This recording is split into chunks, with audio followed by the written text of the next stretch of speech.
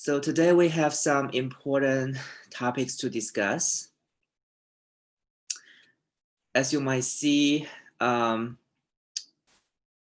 are quite a few topics, new topics to talk about before the final. So next week we will have the final exam on Thursday, and we still have one more TA session before the final, but the next TA session would mainly be reviewing for the final, and there won't be many new things to talk about next week. And we will have some practice questions to do together, some new questions. So there is a practice final on Canvas, and the answer key is already available.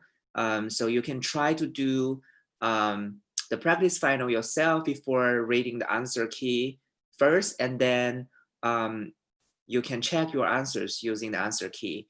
And I would say the practice final is slightly harder than the actual one, although I haven't seen the actual final exam, but it's expected to be slightly harder. So you would expect a slightly easier final exam in the reality. So today we are going to talk about Monopoly and Duopoly games. And I already uploaded the completed notes and the TA appendix to Canvas. So if you feel that during this TA session, anything is a little bit fast, you can just use the uploaded notes to help you catch up. So first of all, let's talk about Monopoly, and let's continue to use the example that we've always used.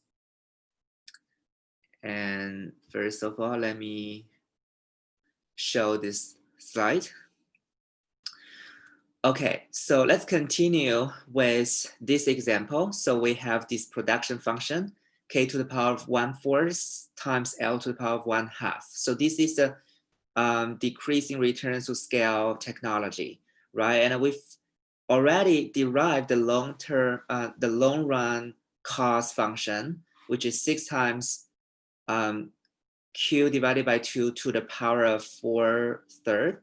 And this is when R is equal to 2 and W is equal to 1. So we've already derived all of those in the past TA session. And so now we're going to talk about Monopoly. So we've talked about perfect competition. Okay, what's different for Monopoly? The difference now is that there is only one firm in this market. Okay, so previously for perfect competition, we say that there can be many firms. So there's a lot of competition. But now since there is only one firm, so this firm dictates the market, and this firm is not price taker anymore. This firm can actually decide what the price it wants to charge to the consumer, because, okay, this is the only firm in this market providing the good. And so we say it's a price maker instead of a price taker. So let's assume that the market demand curve is Q equals 2 divided by 27 times 40 minus P to the 3. So this is a weird demand curve, but it's still downward sloping. It's just that it's not linear. Okay, so let's see how we can do this monopoly's profit maximization problem. So recall that the profit is total revenue minus total cost, right? And we already know the total cost because we have the cost function. What about total revenue? Total revenue is the price times quantity. It's just that now the price is not given. The price actually depends on the market demand. So there are two different ways to write this profit maximization problem. So one way is to choose quantity, just like what we did for perfect competition. Okay, firm choose a quantity. But the only difference now is that now the price is affected by this quantity because there's only this one firm. And so this can be a very large firm, and the quantity will affect the price according to the demand. So here, instead of having a fixed price, we will have a price that depends on the demand. So we have to figure out what this P is using the demand function. Or we can choose the price as a monopoly because there's only one firm and this monopoly is the price maker. So we can choose a price instead of a quantity. But, okay, because we choose a price, then we will have to provide the quantity that supports that price according to the demand. So here, instead of having price as a function of quantity, let's have quantity as a function of the price. So now replace Q by a function of the price. So what is this Q of P? So it's just the demand function. But what about the P of Q? It's the inverse demand function. So here we have to rearrange this equation.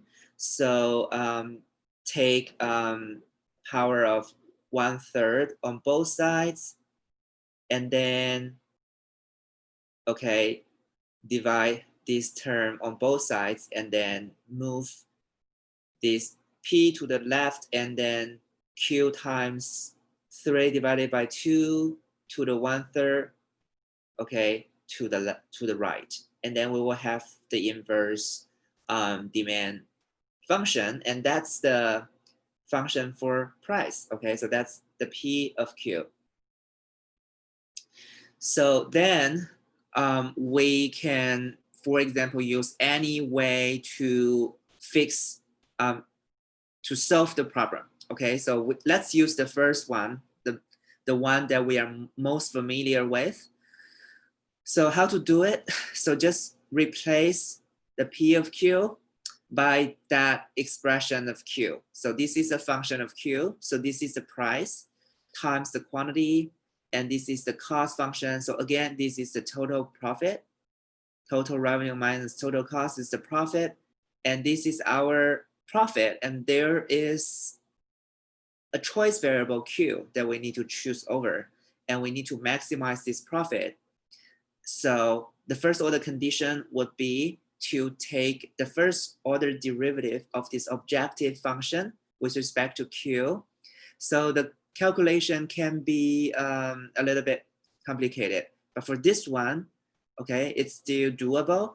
So basically multiply Q by 40 and then take a derivative, you will be left with just 40. And for this one, you will have Q to the 4/3, and then when you take the derivative, take down 4/3 and then subtract 1 from 4/3, and you are left with 1/3. Okay, and then for the last term, okay, take down the 4/3 again. So you would not make mistake by, here, by, separate the 1/2 out first, because it's just a number, it's just a coefficient. So let's separate it out before you take the derivative. Otherwise, you will have to use the chain rule, okay, because it's a function of function. The function inside is 1/2 times Q, while the function outside is the power of 4/3, the power of 4/3, okay? So separate 1/2 to the power of 4/3 out, so that you don't need to use the chain rule, and you are left with just Q to the power of 4/3. So when you take the derivative, take down 4/3 and subtract 1 from 4/3, and you are left with 1/3.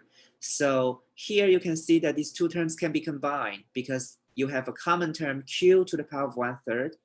And actually, when you simplify these two, actually, they are equal, okay? If you simplify them, then you will notice that here, this is, you can cancel the 3, and it's 4 divided by 2 to the power of 1/3. And when you cancel the 3, 2 times 4, you will get 8 as the numerator, and the denominator will be 2 to the power of 4/3. And actually, you can continue to cancel 2, and then you will see that these two coefficients are the same. So you can combine them.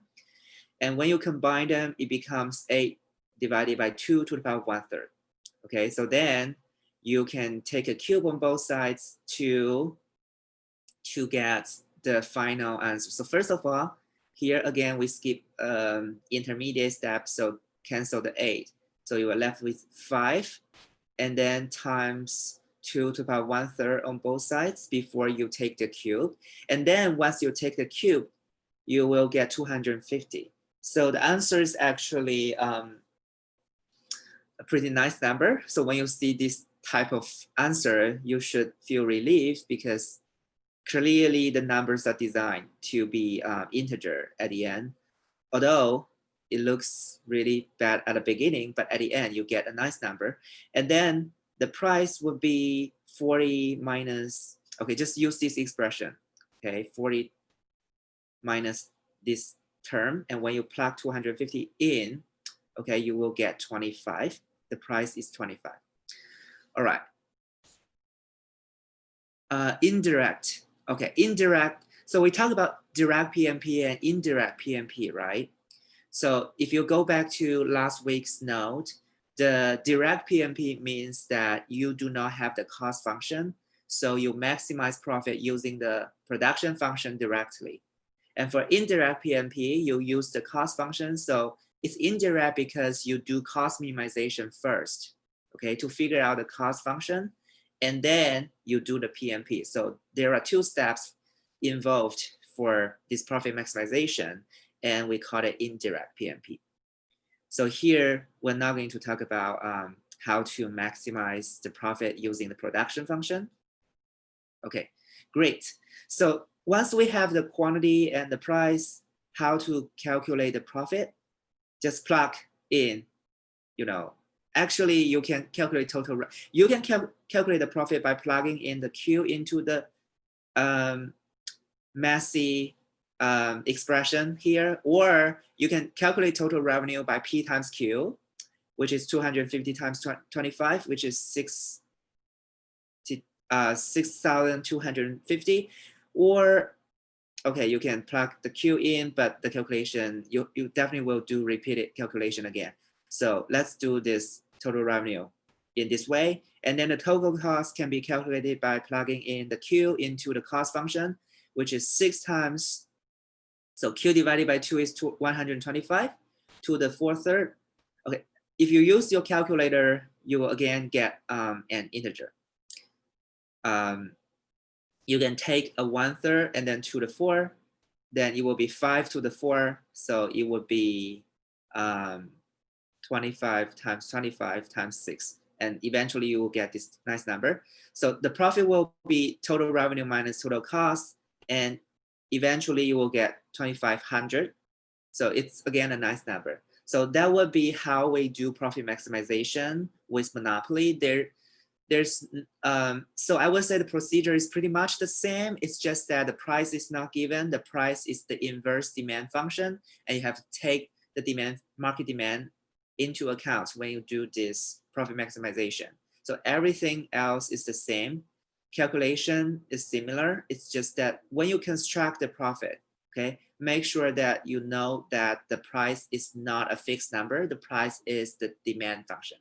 So use the demand function, okay, to replace the price, and then everything else is the same.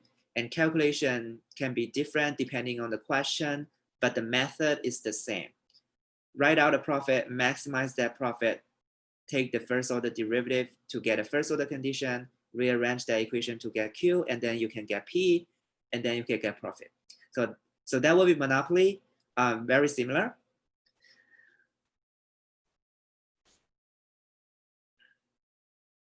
Yes, the method is the same for Monopoly and perfect competition.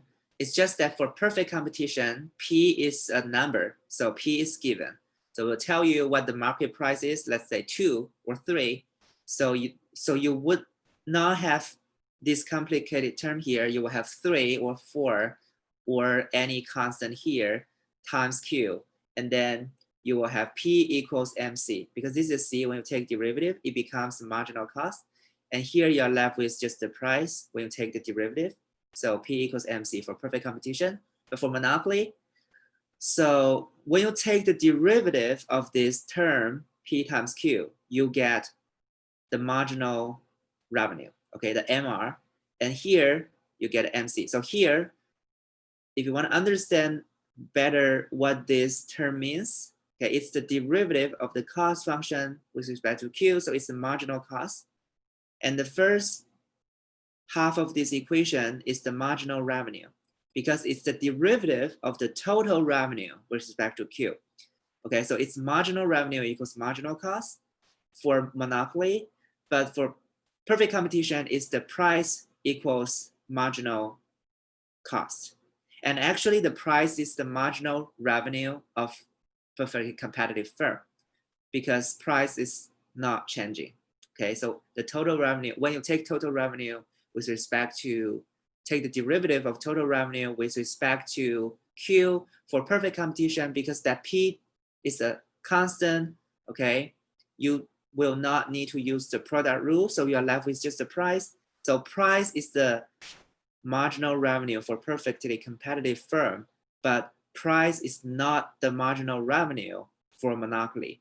So as you can see, for both perfect competition and monopoly, we all use, MR equals MC.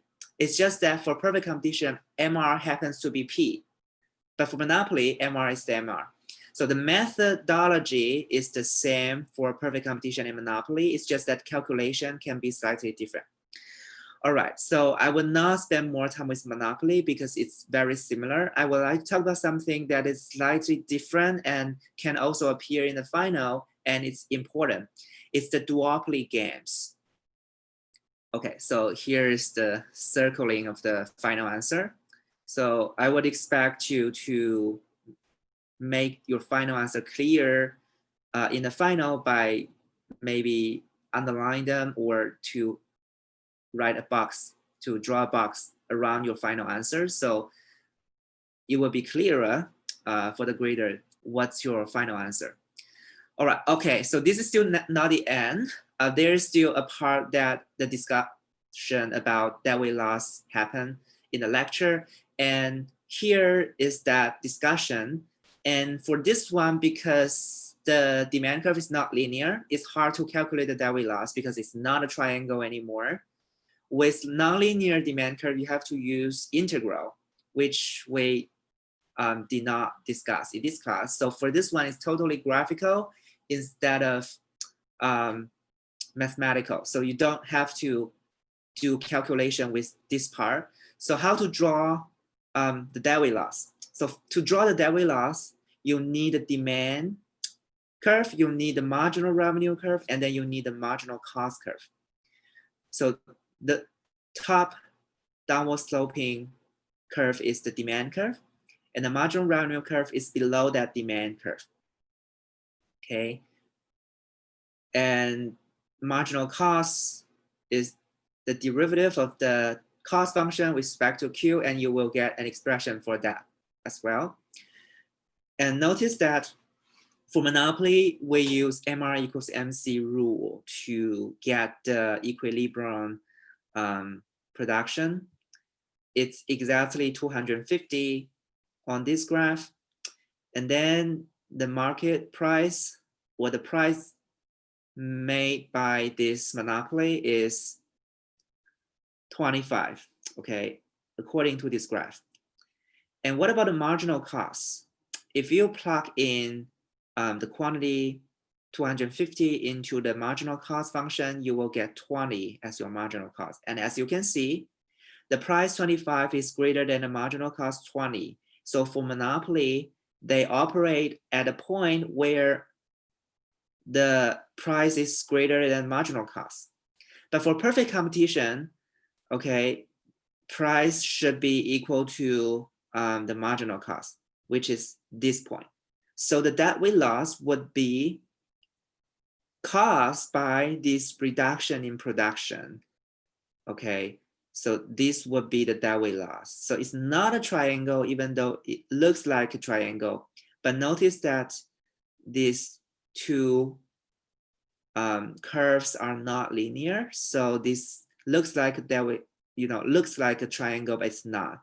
So it's hard to calculate this area without integral. So we would not intend to calculate the deadweight loss. We will not ask you to calculate deadweight loss, okay, for this case. And actually, I would say in the final, it's likely that the demand function is linear.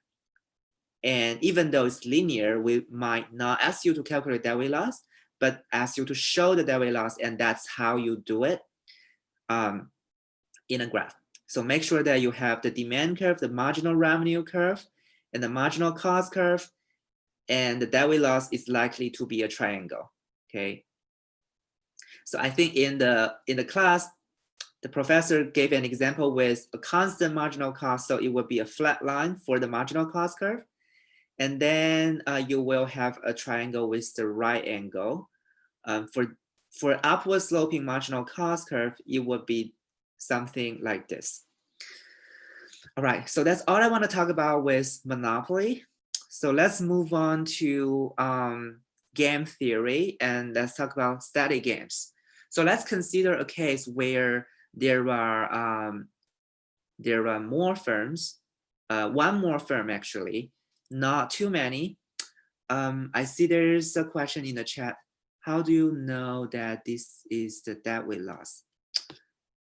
Yes, so let's understand what dead-weight loss means. Dead-weight loss is the loss of the economic welfare due to reducing production to charge a higher price by the monopoly, right?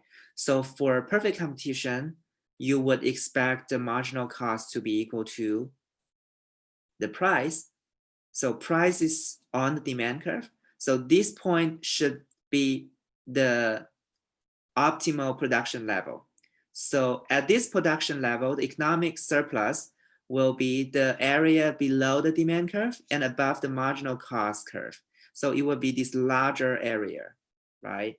But right now, with the monopoly, the economic surplus is this area below the demand curve but above the price, and the area below the price but above the marginal cost up to this 250. So consumer surplus is this smaller triangle, while let's call it triangle and pretend that it's a linear line. And then the producer surplus would be this area below this price up to 250, and let's call it a trapezoid and pretend that this is linear. Then you will have a trapezoid. So then this part is missing, okay, due to monopoly. Previously, with perfect competition, you would expect economic surplus to be a larger area, but now it's decreased by this much. And that's what we call the dead-weight loss. All right, so the more important discussion for today's TA session would be the duopoly games. As you can see in the practice final, there are 2 questions about duopoly games. And actually, we will talk about Cournot model and Bertrand model more specifically next week using examples. But actually, today, the discussions are similar to those, okay? It's just that we combine this introduction of the game theory with the 2 specific contexts. So let's imagine that it's in the context of firm competition. It's not a general context, but a context of firm competition. And let's introduce one more firm into the game. So there's not only this one firm, but another firm. And let's say the same firm, a similar firm, okay, with the same technology, with the same production costs. And then let's say that they have only 2 choices. They can either produce high output 32 or low output 16. Okay, this is a naive example because they have many choices, not just 32 and 16, but let's narrow our focus on just these 2 choices and see what happens. So let's say they can only produce 32 and 16, and both of them can only do these 2. And what would happen? So we will have to calculate a payoff matrix. So we will have to calculate what would happen when both of them produce high output. What would happen when both of them produce low output? And what would happen when one of them produce high output while the other produce low output? And by saying what happened, I mean, what's the profit for each firm? So to calculate that, okay, for example, I have this TA appendix that give you this detail. So this is an example. So for example, so if you want to calculate the profits of the two firms under the situation when the firm one produced low output while firm two produced high output, let's figure out the market price first. So the market price is given by this inverse demand function. It's 40 minus something. And here we have this Q because one produced 32, the other produced 16. So the total market quantity would be 32 plus 16.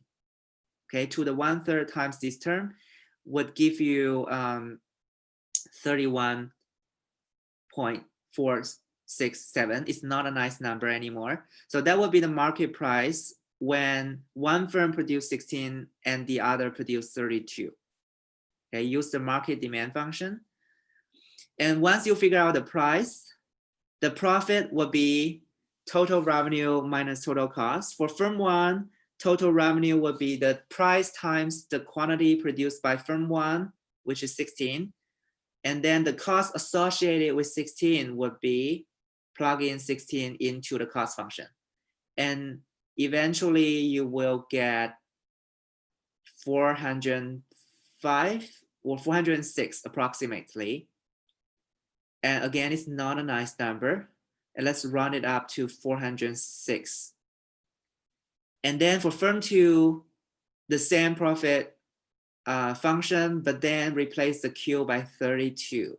So it's 32 here. And use your calculator to get approximately 761. Okay, 761. So that's exactly what we write here. 406 and 761. So this would be the calculation behind the payoff here. Why would I subtract 96? It's from here. So it's 6 times a to the 4/3. So a to the 4/3 would be 16. And 16 times 6 would be 96 here. So it's, yes. All right. So I will not emphasize the calculation behind this payoff. Let's say you're given this payoff matrix. So those numbers are not randomly given. They have some calculation behind those numbers. And under our example, it's calculated by using the profit function. So we have the choices. So just use those choices to calculate the market price and then the profit for each firm. And here, the first number refers to the profit of the first firm, or we would call it the role player in the terminology of game. And the second number would be the profit for, or the payoff for firm two, or the payoff for the column player. We say it's the column player because it's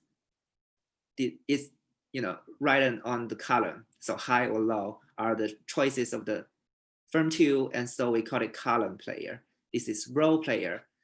And as you can see, okay, I already show you the final answer of this game. So the final answer or the Nash equilibrium of this game would be both choosing high output. And let's go through this again. So first of all, how to find a Nash equilibrium? So we will use the circling method. So let's discuss what firm one would do if firm two choose high. So if firm two choose high, firm one would choose high as well, because by choosing high, firm one would get 733 instead of 406. By comparing the numbers, because 733 is larger than 406, firm one's choice would be high, okay, in response to firm two's high. And for firm two's low, firm one would also choose high because 761 would be the profit for firm one if firm one choose high. And it would be 423 if firm one chose low, which would not be reasonable for firm 1. So firm 1 would also choose high when firm 2 choose low. So in both circumstances, firm 1 would choose high, and we would say high is the dominant strategy for firm 1. Firm 2 is similar because it's symmetric, right? The two firms are the same. So the discussion for firm 2 is similar. And we say that there is a dominant strategy for both firm 1 and firm 2, and it is choosing the high output. And then look, there is a cell where both numbers are circled. For that situation, we call it Nash equilibrium because, okay, so for this cell, both actions are the best responses of each other. So we call high a best response to high and a best response to low. So here in this cell, okay, each action is the best response to the other action. So this is the situation of a Nash equilibrium. So the Nash equilibrium would be high and high. Again, there's a question in the chat. How the calculation from the appendix relate to the problem on the PowerPoint, I would say, for Nash equilibrium. On the power of Nash equilibrium? So for this situation, the Nash equilibrium is high and high, but this is only for 32 and 32. So yeah, so the appendix is giving you how to get 733.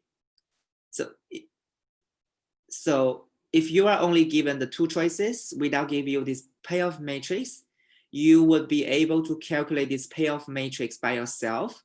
So the 733 is obtained by plugging in 32 plus 32 into the market demand function to get a market price, and then use 32 as the output for each firm to calculate the profit of each firm. So the calculation would give you 733 as the profit. So in the appendix, I gave you the example of low high, but I didn't give you high high and low low. So you can try to do the calculation yourself, and you should get the same or similar numbers. So this gives you the example of a discrete choice situation, and what is the normal form of the game, and what's the Nash equilibrium, what's dominant strategy. But this is a very naive example. In reality, those two firms would have more than these two choices. They will have continuous choices. So let's see how we can model continuous choices. Definitely we cannot draw a table because there are infinitely many choices. So it's hard to draw that table. But again, before moving on, I would answer questions in the chat. So will low-low also be Nash equilibrium? No, low-low will not be Nash equilibrium because, as you can see, both firms would never choose low. Okay, they would always choose high no matter what the other chooses. So low-low would not be in the Nash equilibrium because none of the numbers are circled. The dominant strategy is for both firms. Okay, for firm 1, the dominant strategy is to choose high. For firm 2, the dominant strategy is to choose high. And look, the two firms are actually the same firm. So they have the same technology, the same cost function. So it's symmetric. So firm 1 and firm 2 can swap. So they are the firm with the same technology and cost. So it's a symmetric case. So here I did not specify if this dominant strategy is for firm 1 or firm 2. It's actually for either firm or for both firms.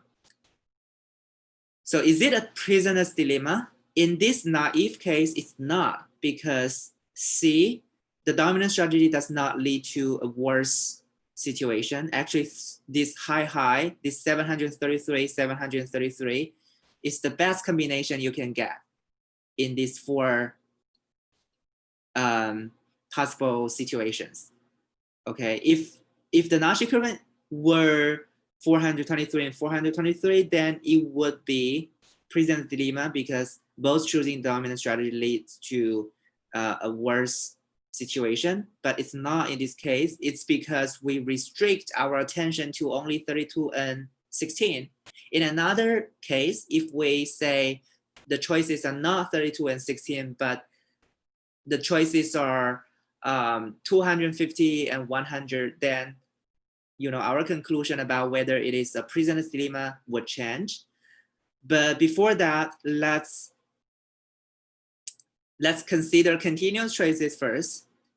So for continuous choices, how to model it? It's a slightly complicated situation. So it's hard to draw a table for continuous choices because in between high and low, there are infinitely many choices, such as 31.9, 31.8. So there are many choices for both firms 1 and firm 2. So we would not be able to use a table to help us solve the problem. And then we will have to use, mathematical equation. And how to do that?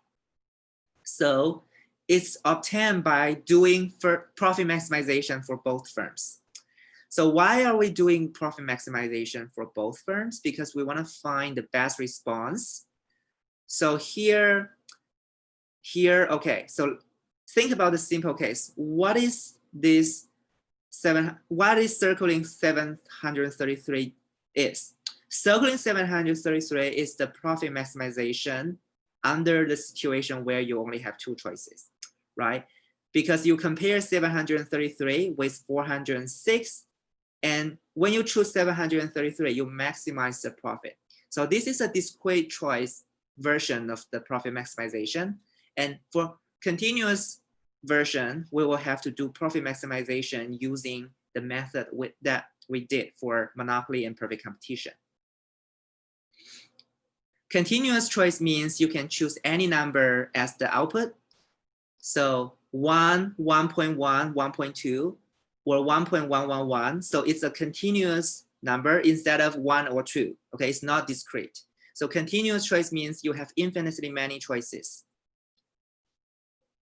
So for this situation, okay, it's not a naive example anymore. It's a more realistic example. So for firm 1 and firm 2, we would do profit maximization as we did for monopoly and perfect competition. Okay, the same methodology. We will have to write the profit function, and then we will have to maximize it by choosing the output level. For each firm, they would just choose their own output level, okay, instead of the market output level. And the market output level is the sum of the 2 output levels of the 2 firms. So market price is determined by the market output level, which is the sum of the 2 quantities, and use that inverse demand function here. And for firm 1, the total revenue would be the market price times the quantity produced by this firm, which is Q1. And the cost associated with this much production is Q1 divided by 2 to the 4/3 times 6, which is the cost function here. And similar for firm 2. Okay, so the first order conditions would look very messy. Here you have to use the product rule. Okay, when you take the derivative with respect to Q1. So if you multiply Q1 by 40 first and then take the derivative, it just be 40. But if you multiply Q1 with this term, okay, there is Q1 in this first half of this term, and there is Q1 here. So you will have to use the product rule. And then for the cost function, this is the marginal cost, right? When you take the derivative. It's similar to before. It's that you replace the Q by Q1. So I would say there is the trick for the calculation. For this one, do not try to solve this system of equations because it's, almost impossible to, to force the solution out of these 2. But the trick is by observing the 2 equations. You will notice that they are symmetric, which means by replacing Q1 by Q2, you get exactly the same first order condition for the other firm, right? If you replace Q1 by Q2 in this first order condition, you will get a second first order condition. What does it mean? The symmetry of this problem suggests that eventually Q1 should be equal to Q2. So using this trick in this calculation, which is given in this appendix, we would just plug the Q1 equals Q2, let's denote it as Q, okay, so that we don't need to write the subscript. Then using this trick, okay, this would be similar to taking a ratio of two first order conditions, but now here we cannot take a ratio, right? So we can just infer this equation from these two equations, and that would be this third equation that we can use to simplify our calculation, and we can plug this equation into any of the first order conditions to figure out what the Q is. And here are some details. Once you replace Q1 and Q2 by Q, you will get 2Q here, you will get 2Q and Q. So just simplify the expression a little bit. You can cancel out some of the terms. For example, the 3 here and the 1/3 here, you can cancel them out. And then you can cancel the, you can also continue to cancel some of the terms, and eventually you will get this equation. And then Q will be, so move all the 3 terms to the right and then combine them. You have this common term Q to the 1/3, and then you can divide 40 by the sum of those 3 coefficients, and then to the 3, then use your calculator to get 215.211. So this is how you get the Nash equilibrium for this continuous case. So the Nash equilibrium would be for both firms to produce this level of output. And then the Nash equilibrium payoff or the Nash equilibrium outcome would be both earning 1,668.477 as their profit. So I would say it's doable once you figure out the trick, but it's not doable if you have to, you know, really solve this system of equations. But I would say because this is a nonlinear case, so calculation is automatically a little bit more complicated. We add both profits to get Nash payoff. So the Nash equilibrium payoff is the outcome or the payoff for the 2 firms. So we have to calculate the profit for each firm. So you can plug in the Q 215 into any of the objective function to get the profit of a firm, and we end up getting this number as the profit for each firm. So we do not add them up because we have to, the payoff is for each firm. If you add them up, it's the total profit for the whole society or for the whole economy, which is not what we are interested in for this setup. For this setup, we are interested in each firm because there are 2 firms. Yeah, from the first order conditions we can, you know, infer that there should be this third equation, Q1 equals Q2, by observing the symmetry of this system. The symmetry of this system gives you this Q1 equals Q2.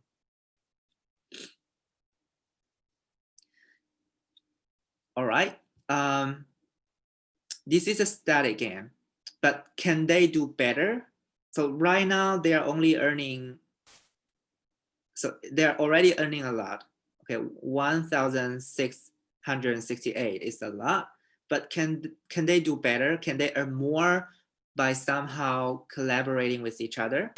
So now we will talk about dynamic game. So let's imagine that if they compete continuously in this system, they compete not only once, they make decision not only once, they have to make decision every year and on every year. And then they kind of figure out maybe they can kind of come up with an agreement with each other so that they both do better in this market, because there are just two firms in this market. Why not collaborate with each other to earn more if that's possible? So we will think about that case. But let's consider a case where they only make decisions twice, this year and next year. If there are only a limited number of times that they need to make decisions, there will always be this last decision, okay, the last time they make the decision. And in the last time, they probably will break the deal because there's no punishment afterwards, because that's the end of the story. So we would say that for a limited number of times, they would not change their behavior. Okay, you can verify that in this situation when it's a prisoner's dilemma. Okay, for a prisoner's dilemma case, eventually they will break the rule to go back to a worst of case, because by doing so they earn more. Okay, by breaking the rule they earn more. So at the end, the very last period, the very last decision, they will break the rule. And going backwards, once they predict that at the end they will break the rule, they will actually break the rule earlier, and then on. And then the logic would be they will never agree on the rule, agree on the deal. But for an unlimited number of times or indefinite repetitions of the game, then they would change their mind because there's no end. If they once violate the agreement, then they will know that they will be punished forever afterwards, so that they will think about this question differently. They will now think about how to make both of them better off by doing this joint PMP. So what does this joint PMP do? This joint PMP means they will now consider the sum of the profits, not just their own profit, but the sum of the two. So we have to sum up the profits of the two for this situation. So that's probably why some of you asked me if we should sum the profit. We should sum our profit when they think about collaboration. So there's one more question in the chat. What if it is going to end, but they do not know? Yeah, that would be indefinite repetitions. That's not infinite, it's indefinite. That would be when they do not know. So it's already given by this term, indefinite. So when they do not know when it will end, it's similar to this infinite repetition, because they don't know if it will end, then it might not end. So both situations will be the same. So they will now start to think about collaboration. And here, notice that here we multiply 2. Instead of plugging in 2Q into the cost function, because here there are still two firms, they're not one firm, right?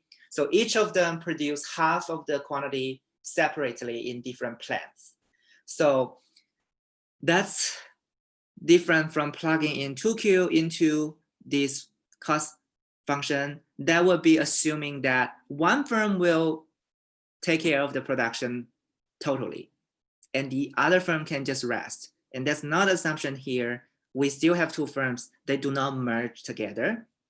I think in the final exam, there is a question about merging them together and use the best production technology. And for that case, it's constant cost technology, so it would not make a difference by plugging in the market quantity or by sum up the two costs. But for this case, it matters because this is decreasing returns to scale. If you plug in 2Q, you would get different answer. Okay, so just multiply 2 by this. They're symmetric. So we can solve this PMP. The first order condition would be this. And then Q is approximately 173. After doing this first order condition, you can use your calculator to get Q. You're only left with Q. And the joint payoff would be, if you plug in Q star into this objective function, you get 3,465.6. And then if you divide this number by 2, it's 1,732, which is larger than 1668. So this is the prisoner's dilemma because, okay, previously when they do not work together, they get a worse payoff. But if they collaborate with each other, okay, they will get a better off situation. So by working on their own interests without thinking about others, they end up with a worse off situation, and that's prisoner's dilemma. So when both of them choose the best strategy, best response, the Nash equilibrium is a situation where both are worse off, okay, than if they were collaborating. All right. So we can quickly, briefly talk about a situation when they make decisions at different times. Let's say firm one make decision first, and then firm two make decision next. So firm one, let's say they again choose high or low. Firm two choose high or low. So let's not use 32 and 16. Let's use 215 and 173 that we obtained from previous discussions, and to get a more realistic, discussions. So again, you can calculate the payoff. So this would be the payoff when both of them choose high, 1,668. This would be when both of them choose low. So both of them would get 1,733. So to get a payoff for high low or low high, you would have to plug in these numbers into the profit function to get the profits. Okay, the calculation is similar to the ones in the TA appendix, but in the TA appendix, I didn't show the case with these two numbers, but with 32 and 16. But with these two numbers, it's similar, just plug in different values. So let's see how firms make decisions when firm one make decision first and firm two make decision next. So if firm one make decision first, when firm one makes the decision, firm one have to project or to predict what firm two would do. So we have to start from firm two because firm one would need to make that prediction. So firm two would choose high when firm one choose low, because this number is larger than this. The second number is the payoff for firm two, okay? This is the tradition or the convention for writing out the two numbers. The second number is the profit for firm two, and the first number is profit for firm one. And here we compare these two numbers and get a conclusion that firm two would choose high again when firm one choose high, okay? So predicting that behavior, predicting that firm two would always choose high, then firm one would choose high, will choose high, okay, under that prediction, because firm one knows that firm one will end up with either this number or this number, 1,668 or 1,620. And by comparing them, profit maximization requires firm one to choose high to get a larger profit. So the subgame perfect Nash equilibrium, okay, that's the Nash equilibrium, the term for this Nash equilibrium would be for firm one to choose high and for firm two to choose high always. For firm two to choose high no matter what firm one does. And that will be the SPNE. So in this case, clearly you can see it's a present dilemma, because here this combination is worse than this combination, but they end up with this one by choosing their own interest instead of the interest of both. So there will be a brief discussion of this sequential game. And I guess next time we can talk about Stackelberg duopoly game, depending on whether that is required for the final.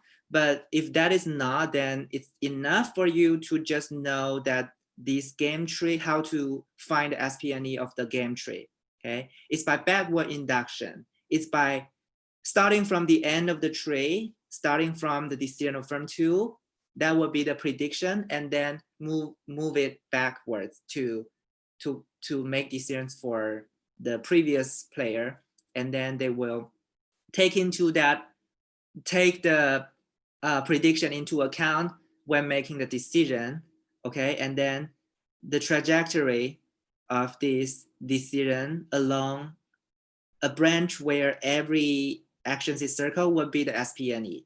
So that would be how you figure out the SPNE with discrete choices. For continuous choices, you use profit maximization, but that's a more complicated case, and we can talk about that if that's required for the final, and we will not talk about that if it is not required for the final. Okay, I think in the practice final, I did not see a sequential game version of the competition of the two firms or duopoly games. So it's possible that it's not required. Even though it's in the textbook, there is a Stackelberg duopoly game. And if you look at that, they will tell you how to do continuous choices under that setup. So that would be the end of this TA session. Again, I spent a little bit more time with this TA session. And if you have more questions, you can come to my office hour this afternoon. Okay, so if the professor has not talked about the sequential game, then I think it will not be required. Okay, yes, if the professor has not talked about sequential game in the lecture, then it will not be required for you to do continuous choices. Okay, you can, just take a look at this game tree. It would be fairly simple, and let's not continue with the discussion with this sequential game. Okay, if the professor has not talked about it. So I have to go back to the lecture recording and see if indeed the professor has not talked about it. But if the professor has not talked about this topic totally, then just drop it. All right. If you have more questions, come to my office hour this afternoon. That will be the last but one office hour. And next week, we will have a final review, and then we will have the final exam. And thank you for attending, and just good luck, and use the practice final wisely, and see you this afternoon or next week.